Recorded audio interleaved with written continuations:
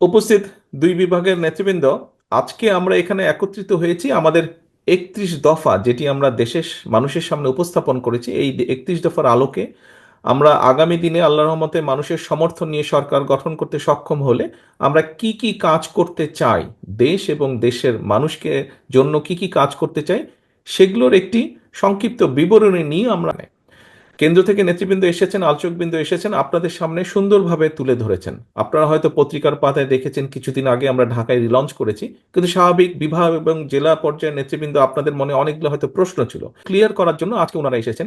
এখন নেতৃবৃন্দ যে কথাটি একটু আগে দু একজন বলেছেন, আলম বলেছে, অমিত বলেছে যে এগুলো আপনারা নিয়ে যাবেন জেলা পর্যায়ে, জেলা পর্যায় থেকে থানা বা উপজেলা পর্যায়ে, ইউনিয়ন পর্যায়ে।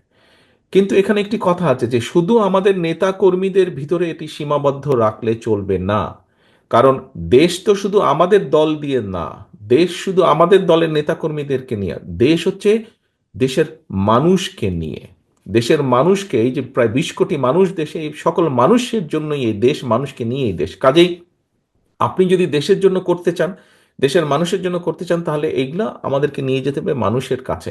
আমরা এই করতে চাই, কৃষকের জন্য এই করতে চাই, আমরা শিক্ষকদের জন্য এই করতে চাই, নারীদের জন্য এই করতে চাই, শিশুদের বা আগামী প্রজন্মের জন্য আমরা এই করতে চাই, অর্থাৎ প্রত্যেকটি সেক্টরে যুবকদের জন্য কি করতে চাই, কর্মসংস্থানের জন্য কি করতে চাই, সবগুলো বিষয় আপনারা তুলে ধরবেন। হ্যাঁ, অনেকে হয়তো বলতে পারেন এর কোয়ালিটি সম্পন্ন আন্তর্জাতিক মানের CMT 500W CSRM committed for better still। মধ্যে সকল বিষয় নেই, হতে পারে এর মধ্যে 100% বিষয় নেই, কিন্তু এর মধ্যে অনেক কিছু আছে। মোটামুটি ভাবে গাইডলাইন একটি আছে। দেখুন নেতৃবৃন্দ, আমরা কাউকে ছোট করার উদ্দেশ্যে বলছি না, তবে এটাই তো বাস্তব। আমরা দেখেছি গত কিছুদিন যাবৎ সমাজের অনেক ব্যক্তি অনেক সংস্কারের বিষয়ে কথা বলছেন, যারা 3 মাস বা 4 মাস বা এমনকি 5 মাস আগেও, 6 মাস আগেও যারা সংস্কার নিয়ে কোনো কথা বলেনি। কিন্তু বাংলাদেশ জাতীয়তাবাদী দল, আপনাদের দল বিএনপি, এই সংস্কারের কথা আজকে থেকে 2 বছর আগে বলেছে, যখন আমরা জানতাম না স্বৈরাচারের পতন কবে হবে, কবে স্বৈরাচার পালিয়ে যাবে এই দেশ থেকে, এরকম যখনও পরিষ্কারভাবে আমাদের সামনে কিছু ছিল না, আমরা সেই সময় বলেছি। অর্থাৎ বিএনপি সত্যিকার ভাবে যে, আমরা হয়তো অনেক কিছু অতীতে যখন দেশ পরিচালনার সুযোগ ছিল আমাদের হাতে, হয়তো সবকিছু যা যা বলেছি আমরা করতে পারিনি, হয়তো অনেক কিছু করতে পারিনি, অনেক কিছু করেছি, আবার অনেক কিছু করতে পারি। কিন্তু তারপরেও বিএনপি যে দেশের কথা চিন্তা করে, দেশের মানুষের কথা চিন্তা করে, এবং চিন্তা করেই যে এই যে 31 দফা বা সংস্কার প্রস্তাব দিয়েছে 2 বছর আগে, এটাই প্রমাণ করে যে বিএনপি দেশ এবং দেশের মানুষের কথা চিন্তা করে। আপনারা যদি পত্রপত্রিকার মধ্যে খেয়াল করে থাকেন, দেখবেন আজকে তো আপনারা নিজেরাই শুনলেন, দেখলেন, আলোচনা করলেন। নিশ্চয়ই আপনারা যদি একটু চিন্তা করে দেখেন যে গত 1.5-2 মাস 3 মাস ধরে যারা অনেকে সংস্কারের কথা বলছে, আমরা এই 31 দফার ভিতরে যা যা বলেছি, কম বেশি তারা কিন্তু সেই কথাগুলোই বলছেন, এর বাইরে খুব একটা যাবার কোনো রাস্তা নেই। আমরা এই 31 দফাটা প্রথমে 27 দফা হিসাবে দিয়েছিলাম। তার পরবর্তীতে আমাদের সাথে যে সকল রাজনৈতিক দল আন্দোলন করেছেন, যারা আন্দোলন আমাদের সাথে করেছে, সকল গণতান্ত্রিক রাজনৈতিক দল, যারা স্বৈরাচারের পতন চেয়েছে, যারা একটা বাংলাদেশ গঠন করতে চেয়েছে নতুনভাবে, সুন্দরভাবে, সেই সকল রাজনৈতিক দলকে সাথে নিয়ে আলোচনা করে পরবর্তীতে আমরা এটিকে 27 থেকে 31 দফায় নিয়ে এসেছি। কাজেই এই 31 দফা কিন্তু শুধু যে বিএনপির দফা তা না, আমাদের সাথে সমমনা বা যেভাবেই বলি না কেন আমরা, আমাদের সাথে যে রাজনৈতিক দলগুলো ছিলেন, অর্থাৎ বাংলাদেশের পক্ষের সকল গণতান্ত্রিক দলগুলোর চিন্তার ফসলই হচ্ছে এই 31 দফা। অর্থাৎ নট অনলি বিএনপি, এর সাথে আরো বহু রাজনৈতিক দলের চিন্তা সমন্বয়ে ঘটেছে এই 31 দফার মধ্যে। এখন প্রিয় সহকর্মীবৃন্দ, এই 31 দফা আমাদেরকে নিয়ে যেতে হবে, এটার পক্ষে মানুষের সমর্থন আমাদেরকে আদায় করতে হবে।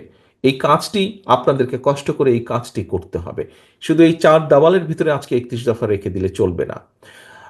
আপনাদেরকে নিজের, আমরা কেন্দ্র থেকে করেছি, আপনাদেরকে এখানে আজকে কিছু একটি বক্সের মধ্যে কিছু লিফলেট দেওয়া হয়েছে, বইগুলো দেওয়া হয়েছে।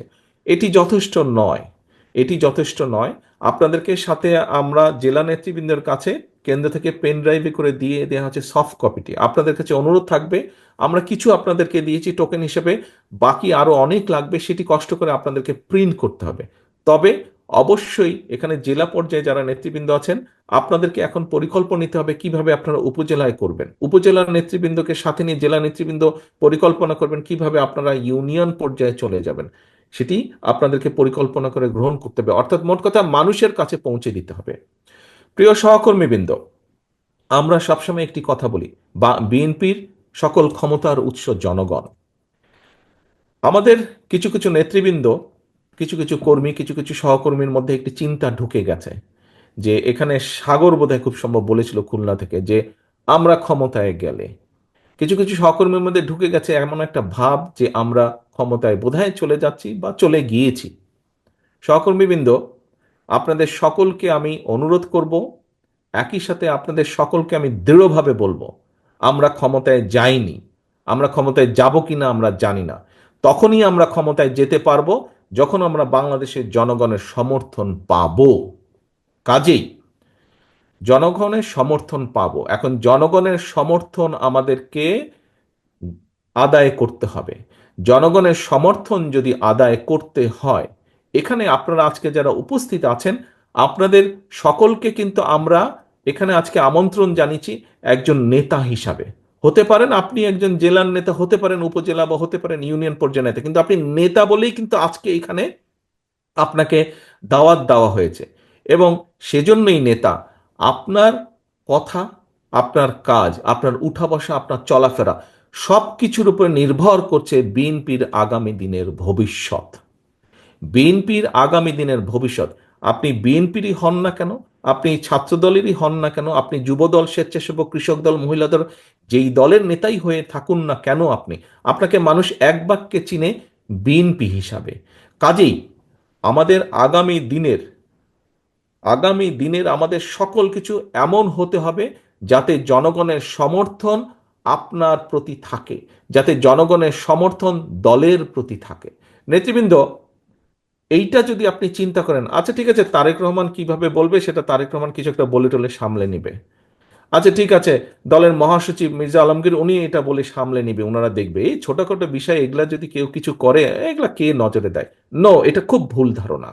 দায়িত্ব আমার একার না, দায়িত্ব স্থায়ী কমিটির সদস্য সকলের একার না, দায়িত্ব আমাদের সকলের। এই দলকে রক্ষা করার, এই দলকে সামনে নিয়ে যাওয়ার, রক্ষা করার দায়িত্ব সকলের। আমি কেন্দ্রে আছি, আমি কেন্দ্র থেকে আমার দায়িত্ব পালন করব। আপনি উপজেলা লেভেল, জেলা লেভেল বা ইউনিয়ন লেভেলে আছেন, সেখানে আপনি একজন নেতা হিসাবে আছেন। আপনি যেই মূল দল সহ যেই অঙ্গ সহযোগী সংগঠনই হন না কেন, আপনাকে আপনার দায়িত্ব পালন করতে হবে। আপনারা নিশ্চয়ই শুনেছেন, খেয়াল আছে অনেকেরই, আমি কিছুদিন আগে বলেছি, জনগণের সঙ্গে থাকুন, জনগণকে সঙ্গে রাখুন। সহকর্মীবৃন্দ, আপনারা প্রায় একটি কথা বলে থাকেন, আমার সাথে যখন দেখা হয় তখনও বলেন, আপনারা বলেছেন, আপনারা অতীতেও বলেছেন, বর্তমানেও বলছেন, বিভিন্ন বক্তৃতা বিবৃতিতেও আপনারা বলেন যে বাংলাদেশের জনগণের আস্থা বিএনপির উপরে আছে। এই কথাটা আপনারা বলেন। প্রিয় সহকর্মীবৃন্দ, এই আস্থাটা ধরে রাখা কিন্তু অনেক কঠিন ব্যাপার। এই আস্থাটা ধরে রাখা কঠিন ব্যাপার। জনগণের আস্থা আপনাদের উপরে আছে, আমাদের উপরে আছে, বিএনপির উপরে আছে। এটি ধরে রাখার দায়িত্ব আপনার এবং আমার এবং আমাদের সকলের। এটি ধরে রাখার দায়িত্ব কিন্তু জনগণের না। জনগণ আস্থা রাখবে তার উপরেই যে জনগণের সাথে থাকবে। জনগণ আস্থা রাখবে তার উপরেই, জনগণ যখন দেখবে যে আমি তার উপরে আস্থা রাখেছি এই কারণেই, কারণ আমি যেভাবে চাই সে সেভাবে কথা বলছে, আমি যেভাবে চাই সে সেভাবে বিহেভ করছে, সেভাবে চলছে, সেভাবে উঠছে, সেভাবে বসছে। প্রিয় সহকর্মীবৃন্দ, এই কথাগুলো আমি এই কারণে বলছি, আপনারা হয়তো মনে মনে কেউ কেউ ভাবছেন যে তারেক রহমান তো এই কথাগুলো দুদিন আগেও বলেছে, একই কথা বারবার বলে কেন? একই কথা এই জন্য বারে বারে বলছি সহকর্মীবৃন্দ, আগামী দিনে যে নির্বাচনটি আসছে, আগেও বলেছি, আজও আপনাদের সামনে আমি তুলে ধরতে চাই পরিষ্কারভাবে। আপনারা পত্রপত্রিকা দেখছেন, খবরাখবর রাখছেন, আপনারা আপনারা যদি সকল কিছু বিবেচনা করেন, পরিষ্কার, দিন যত যাচ্ছে পরিষ্কার হয়ে যাচ্ছে। আমি আজকে থেকে প্রায় 3 মাস আগে আমি এই কথাটি বলেছিলাম, দিন যত যাচ্ছে তত পরিষ্কার হচ্ছে সামনের যে নির্বাচন, এটি এত সহজ না। আমি আমার রাজনৈতিক, আমার থেকে এখানে অনেক অভিজ্ঞতা সম্পন্ন সহকর্মীবৃন্দ আছেন, অনেক মুরব্বী নেতৃবৃন্দ আছেন। আমি আমার যতটুকু রাজনৈতিক অভিজ্ঞতা গত 30-35 বছরের, এই অভিজ্ঞতার আলোকে আমার কাছে মনে হচ্ছে সামনের যে নির্বাচন আমরা ফেস করতে যাব, হতে পারে আমাদের একটি প্রধান প্রতিপক্ষ অনেক দুর্বল হয়ে গেছে, তারপরেও তারপরেও এই নির্বাচন বাংলাদেশের যে কোনো নির্বাচনে থেকে অনেক কঠিন নির্বাচন হতে যাচ্ছে, অনেক কঠিন নির্বাচন হতে যাচ্ছে। কারণ 20 বছর আগের যখন মানুষ নির্ভয়ে, কম বেশি নির্ভয়ে ভোট দিতে পারতো, আপনি যদি সেই 2001-এর নির্বাচন ধরে থাকেন, সেই সময় থেকে মানুষের চিন্তাধারা পরিবর্তন হয়েছে, মানুষের ধ্যান ধারণার পরিবর্তন হয়েছে, মানুষ এখন অনেক অনেক সচেতন।